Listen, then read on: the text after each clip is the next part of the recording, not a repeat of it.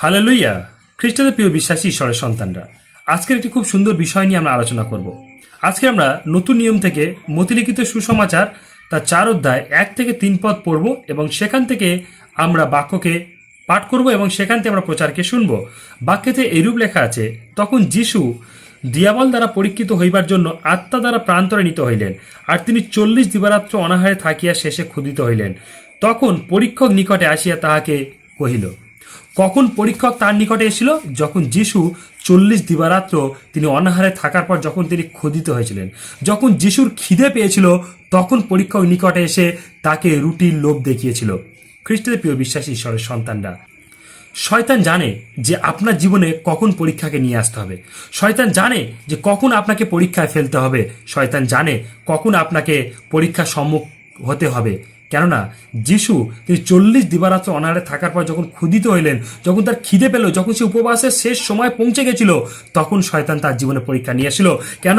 কেন যিশুর যে পরিকল্পনা ছিল, যিশুর পরিকল্পনা এই ছিল, সে 40 দিবারাত্র অনাহারে থাকার পর, সে উপবাস করার পর সে ঈশ্বরের কাছ থেকে সেই শক্তিকে সে পাবে বলে, সেই শক্তি দ্বারা সে ঈশ্বরের সেবা কাজ করবে বলে, ঈশ্বরের বাক্য প্রচার করবে বলে, ঈশ্বরের সাক্ষ্যকে বহন করবে বলে যিশু সেই জন্য তিনি উপবাসকে করেছিলেন। কেন যিশুর উপবাস শেষ হওয়ার পরে ঈশ্বর তাকে আশীর্বাদে পূর্ণ করবে। আমরা যখন উপবাস করি তখন আমাদের একটা উপবাসের মধ্যে একটা উদ্দেশ্য থাকে। আমরা উদ্দেশ্যবিহীন আমরা উপবাস কোনোদিন করতে পারি না। আমরা যখন উপবাস করি মানে কি, আমরা ঈশ্বরের কাছ থেকে বিশেষ কিছু চাওয়ার জন্য আমরা উপবাস করে থাকি, বিশেষ কিছু পাওয়ার জন্য আমরা উপবাস করে থাকি। আমরা দেখতে পাই যে যিশু উপবাস করেছিল এই জন্যে যেন ঈশ্বরের শক্তিকে সে লাভ করতে পারে, যাতে সে ঈশ্বরের কাজকে সুসম্পূর্ণ করতে পারে, যাতে সে ঈশ্বরের ইচ্ছাকে পূরণ করতে পারে। কিন্তু ঠিক এন্ড টাইমে যখন উপবাস শেষ করবে তখন সে ক্ষুধিত হয়েছে, আর সেই সময় শয়তান তার জীবনে পরীক্ষা নিয়ে এসছে।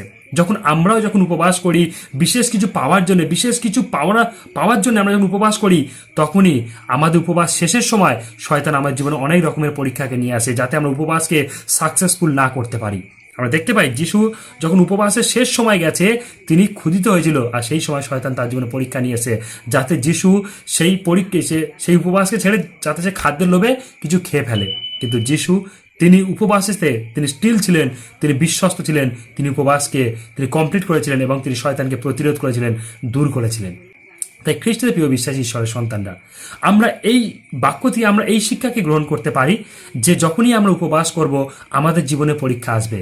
আমরা উপবাস যখন করি আমরা উদ্দেশ্যবিহীন কোনোদিন উপবাস করতে পারি না। আমাদের উপবাসের মধ্যে একটা না একটা উদ্দেশ্য থাকে, আর সেই উদ্দেশ্যকে যখন আমরা সাকসেসফুল করতে যাই তখনই শয়তান আমার জীবনে পরীক্ষা নিয়ে আসে, যেইভাবে যিশুর জীবনে পরীক্ষা নিয়ে এসেছিল।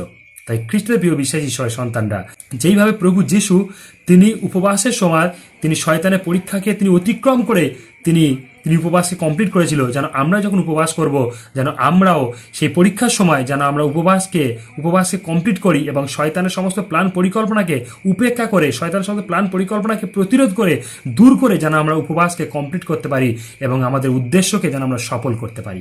হালেলুইয়া। তাই ঈশ্বর আমাদেরকে আশীর্বাদ করুক। সবাইকে জানাই জয় যিশু।